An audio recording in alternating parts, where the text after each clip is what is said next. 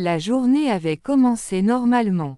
Benjamin et Sandra profitaient d'un rare moment de calme avec Inès et Théo, pendant que la bande, Dylan, Noémie, Jay, Walid, Kamel et Samuel, passait l'après-midi au 55 rue Buffon, chez Marielle.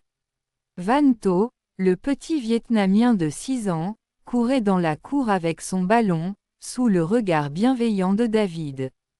Tout semblait paisible, comme une parenthèse de sérénité. Mais à la tombée du jour, tout a basculé. Vers 19h15, alors que le groupe préparait le dîner, personne ne remarqua que Vanto n'était plus là. Au début, il pensait qu'il s'était réfugié chez Marielle pour jouer à cache-cache. Mais les minutes passaient, et l'inquiétude montait. Sandra sortit dans la rue, appela son nom. Rien. Benjamin sentit une sueur froide couler dans son dos. Son instinct de flic s'éveillait.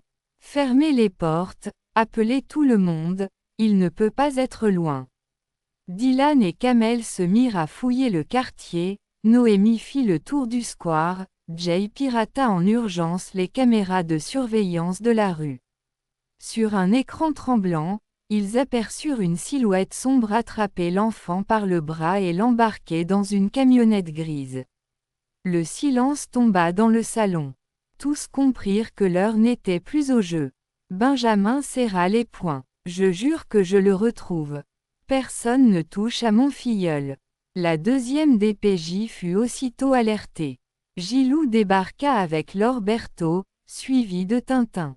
La cave du 55 rue Buffon devint une véritable cellule de crise. Roban, le juge, donna son feu vert pour lancer une opération d'urgence.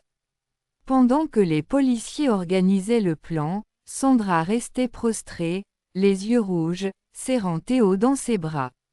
Dylan, lui, bouillonnait. On n'attend pas, Benji. Dis-moi où, et j'y vais direct. Benjamin le retint d'une main ferme. Non, cette fois on fait ça carré. C'est pas juste une bagarre de quartier. C'est la vie de Vanto. Jay réussit à suivre la plaque d'immatriculation de la camionnette en piratant une base de données. Elle menait vers un hangar abandonné, en bordure du périphérique. Gilou prit la décision immédiate. On y va tous, mais c'est moi qui commande. La nuit tombait quand les voitures banalisées se garèrent discrètement à quelques rues du hangar.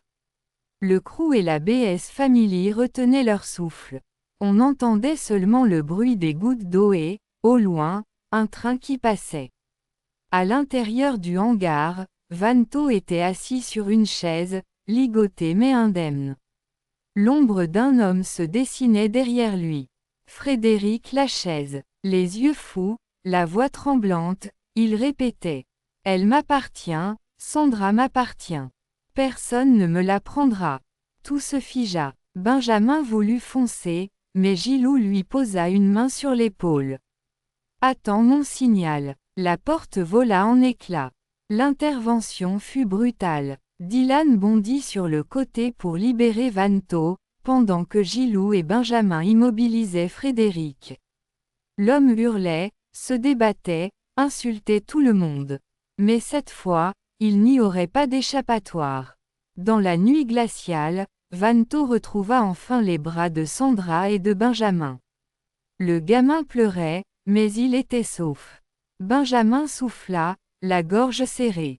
Plus jamais personne ne touchera à ma famille.